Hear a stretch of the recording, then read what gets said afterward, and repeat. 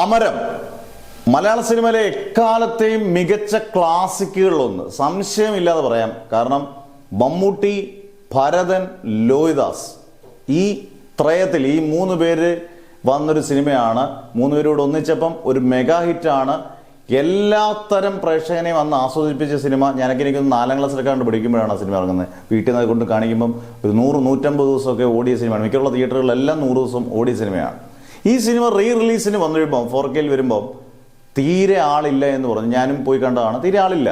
കാരണം ഇതൊരു മാസ് അപ്പീലുള്ള സിനിമയോ മമ്മൂട്ടിയുടെ റിലീസിനെ കുറിച്ച് പുച്ഛമായിട്ടൊക്കെ പറയുന്നവരോട് പറയാനുള്ള കാരണം, അങ്ങനെയുള്ള ചിത്രങ്ങൾ മമ്മൂട്ടിയല്ല തീരുമാനിക്കുന്നത്. ആ സിനിമയുടെ നിർമ്മാതാക്കളാണ് ഞങ്ങളുടെ പടം ഒന്ന് റിലീസ് ചെയ്യണമെന്ന് ആഗ്രഹിക്കുന്നത്. അങ്ങനെയുള്ള റിലീസ് ചെയ്യണമെങ്കിൽ ഇഷ്ടം പോലെ ചിത്രങ്ങൾ റെഡിയാണ്. അങ്ങനെയുള്ള ചിത്രങ്ങൾ വന്നാൽ പ്രേക്ഷകർ എന്തായാലും പോയി, ഫാൻസുകാരും പോയി കാണും. രാജമാണിക്കോ, അണ്ണൻ തമ്പിയോ, മായാവിയോ, തൊമ്മനും മക്കളോ, അല്ലെങ്കിൽ കോട്ടയം കുഞ്ഞച്ചനോ, ഇഷ്ടം പോലെ സിനിമകൾ, എണ്ണിത്തീരാമരത്ത് ഇഷ്ടം പോലെ നല്ല ഗംഭീര ചിത്രങ്ങളുണ്ട്. അതൊക്കെ റിലീസ് ചെയ്യുമ്പോൾ, ബിഗ് ബി അങ്ങനെയുള്ള ചിത്രങ്ങളൊക്കെ റിലീസ് ചെയ്യുമ്പോൾ ജനപ്രളയം കാണാം. എന്തായാലും അമരത്തിനൊന്നും വലിയ ആളൊന്നുമില്ല. പക്ഷെ അമരം നമുക്ക് ഒരു വട്ടം കാണണമെന്നുണ്ടെങ്കിൽ ആ താല്പര്യമുള്ളവർക്ക് മാത്രം പോയി കാണാൻ പറ്റുന്നതാണ്. അല്ലാതെ എല്ലാവരും പോയി കാണുന്ന ഒരു ചിത്രമേ അല്ല.